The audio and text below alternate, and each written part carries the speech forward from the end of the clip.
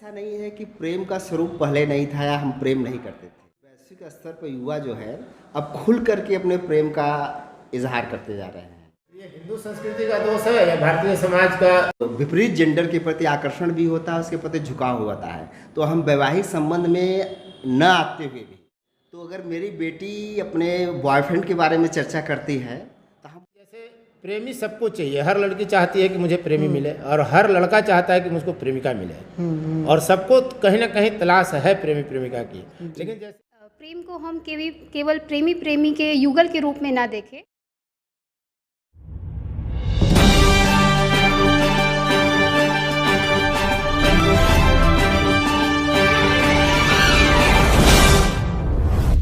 Professor Sarika Thakur ji, आप BEd college में पढ़ाती हैं, आप प्रेम को किस नज़रिए से देखती हैं? दरअसल प्रेम को हम व्यक्तिक और सामाजिक दोनों स्तरों पर देख सकते हैं, और कहीं ना कहीं प्रेम जीवन को और प्रगाढ़ बनाने का भी कार्य कर रहा होता है।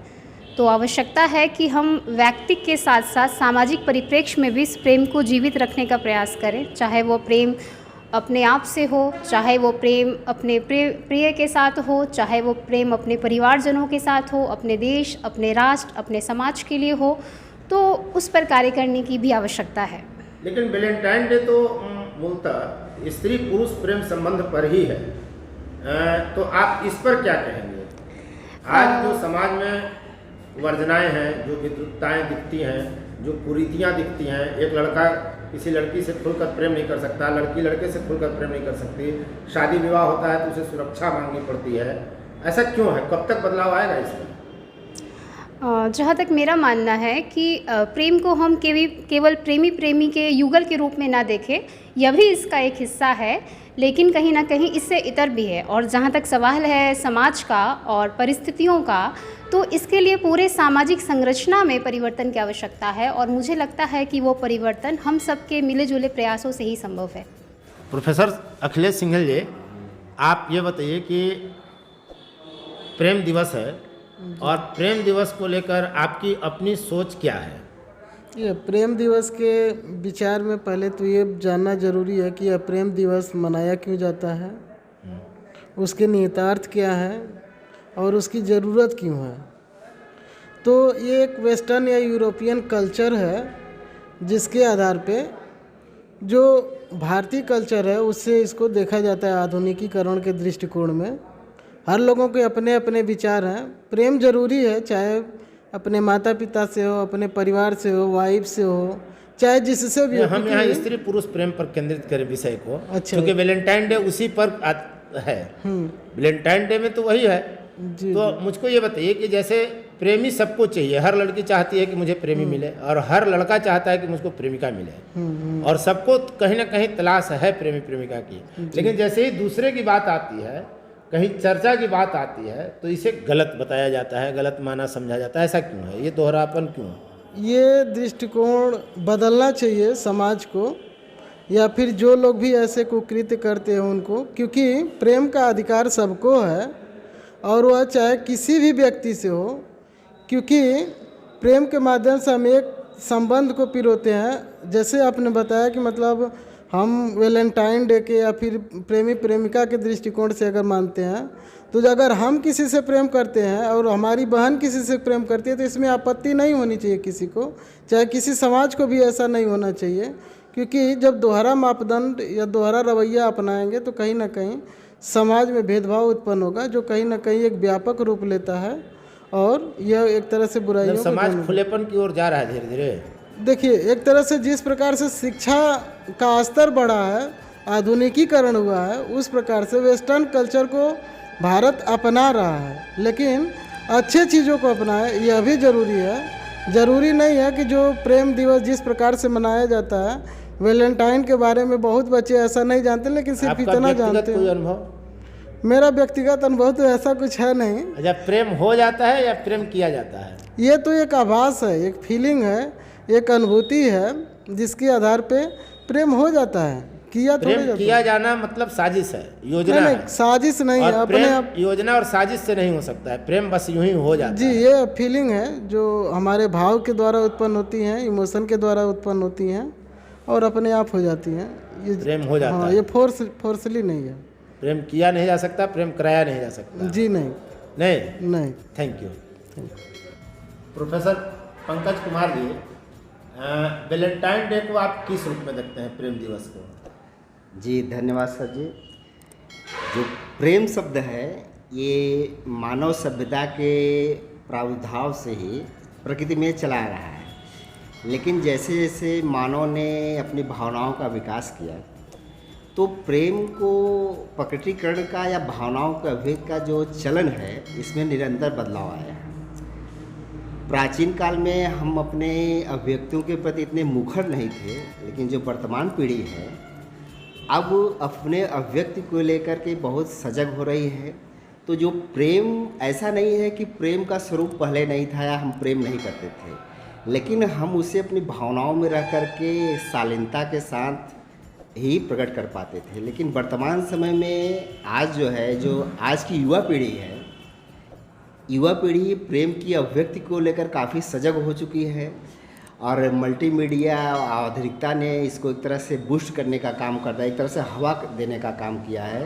तो और इसी संदर्भ में अगर हम वैश्विक स्तर पर देखें तो वैलेंटाइन जो एक महान संत थे, तो इनको आदर्श मान करके पूरे वैश्विक स्तर पर युवा जो है अब खुल करके अपने प्रेम का इजहार करते जा रहे हैं। नहीं, उसका प्रेम का व्यवसायीकरण भी तो हुआ है वैलेंटाइन डे के नाम पर। जी जी, वैश्विक व्यवसायीकरण भी जी उसका जी। चल पड़ा है। जो सर आपका ये प्रश्न है कि पहले जो प्रेम, त्याग, बलिदान और सहस्र समर्पण का परिचायक था, आज हमारा जो प्रेम का स्वरूप है वह वास्तव में बदला हुआ है। आज हम प्यार को शारीरिक आकर्षण या अपने आप कह सकते हैं अपने की जो दबी हुई कामुक वृत्तियों को पूरा करने का एक साधन मान रहे हैं। तो यहाँ से वास्तव में जो प्रेम का स्वरूप बदला हुआ नज़र आ रहा है। लेकिन अगर हम वैश्विक स्तर पर देखें तो जिस अभिव्यक्ति को लेकर के हमारा युवा समाज जहाँ पर मुखर है, वहाँ पर जैसे कि हमारे समाज में भी बदलाव आ रहा है, लेकिन कहीं कहीं जो हमारा युवा है वह अपने संस्कृतियों के कारण, वह अपने नैतिक मापदंडों के कारण इसमें उतने सहजता से अभी अभिव्यक्त करने में वहाँ अपने आप को नहीं पा रहा है, जहाँ पर वैश्विक दृष्टिकोण से अन्य संस्कृतियाँ अपने आप को पाती हैं। तो ये हिंदू संस्कृति का दोष है या भारतीय समाज का, इसमें कुछ आप कमी देखते हैं? देखिए सर, मैं व्यक्तिगत रूप से तो हिंदू संस्कृति हमेशा सभ्यता और संस्कृति के पोषक रहे हैं। प्रेम तो हमारे पीढ़ियों ने किया है, हमारे माता पिता ने भी किया है, लेकिन हम वहाँ पर जो प्रेम का हमारा स्वरूप था वह संतान उत्पत्ति या अपने प्रेम को अभिव्यक्त करने का या अपने वंश परंपरा को आगे बढ़ाने का एक साधन था। लेकिन आज क्या है, हम वैवाहिक जीवन में, क्योंकि प्रेम को मान्यता तभी मिलती है जब हम अपने वैवाहिक जीवन में आते हैं। लेकिन यदि हम लिव इन रिलेशनशिप को देखें या आज के प्रेम के स्वरूप को देखें तो जो सहमति शब्द है, एक कंसर्न है, सहमति शब्द का अभाव हो रहा है। सहमति शब्द का अभाव हो रहा है। तो आप हम अक्सर देखते हैं कि जैसे बड़े शहरों में देखिए युवा पीढ़ी कार्य के तलाश में, रोजगार के तलाश में बाहर जाती है, तो हमारा कहीं न कहीं एक जो विपरीत जेंडर के प्रति आकर्षण भी होता है, उसके प्रति झुकाव होता है। तो हम वैवाहिक संबंध में न आते हुए भी हमारा एक म्यूचुअल रिलेशनशिप बनता जा रहा है। तो इस प्रवृत्ति का जो है भारतवर्ष में दिन पर दिन प्रचलन आम होता जा रहा है। तो निश्चित रूप से हम यही कहेंगे कि कुछ न कुछ इस चलन के कारण हमारी संस्कृति पर कुछ न कुछ कुंठाराघात अवश्य हो रहा है, इसमें कोई दो राय नहीं है। प्रेम को लेकर समाज में विरोधाभास नहीं है। आप किताबों को उठाइए तो प्रेम पर ही भरे पड़े हुए हैं, श्रृंगार रस ही आप पढ़ाते हैं। लेकिन जब वही पढ़ने वाला छात्र छात्रा श्रृंगार रस आप पढ़ा रहा है कोई टीचर, और वही छात्र छात्रा जब कक्षा से बाहर निकलकर प्रेम की चर्चा करता है तो उसको खराब माना जाता है। जी सर, तो ये कैसा विरोधाभास है? जी सर, बहुत अच्छा मौलिक प्रश्न आपने किया है कि सर देखिए, हम हैं, आप हैं या कोई अन्य व्यक्ति युवा है, हम समाज के अंग हैं। यही प्रेम के संबंध में जब हम किसी अन्य व्यक्तियों के बारे में उदाहरण दिया जाता है, जैसे किसी अन्य के घर की बेटी है, तो हम खुलकर बोल रहे होते हैं। लेकिन मान लीजिए, मैं आपको एक उदाहरण देता हूँ। मेरे घर में ही मेरे मान लीजिए 2 बच्चे हैं और दोनों युवा हैं। एक मेरी बेटी है तो अगर मेरी बेटी अपने बॉयफ्रेंड के बारे में चर्चा करती है तो हम उसको बुरा मानते हैं और उसे नैतिकता का पाठ पढ़ाने का प्रयास करते हैं, चरित्र का पाठ पढ़ाने का प्रयास करते हैं, या बताते हैं कि आप आदर्श मूल्यों से भटक रहे हो। लेकिन यही बेटा हमारा जब कहता है कि हम मेरी गर्लफ्रेंड है, या फ़ोन कॉल को पिकअप करता है, परिवार के सामने ही इसको उठा करके बगैर किसी संकोच के बात करता है, तो हम बेटे को या तो निगलेक्ट कर देते हैं, या तो बहुत से लोग शाबाशी करते हैं, भाई मेरा बेटा है, मेरे बेटे की गर्लफ्रेंड है। तो हम इसी तरह का व्यवहार हम अपने बेटियों के प्रति या पुत्रियों के प्रति या हमारे समाज की जो अन्य महिला लिंग है उसके प्रति उतनी सहजता से नहीं कर पाते जितना हम अपने बेटों के प्रति करते हैं। तो निश्चित रूप से प्रेम के प्रति हमारा दोहरा मापदंड हमारा परिलक्षित होता है। ये मेरे में ही नहीं है, हर व्यक्तियों में दिखाई पड़ता है। दोहरापन कैसे खत्म होगा? तो सर दोहरापन तो यही खत्म होता, क्योंकि देखिए भारत का जो समाज है, समाज में धर्म और संस्कृति और मूल्यों को बहुत ज़्यादा अहम मानता है।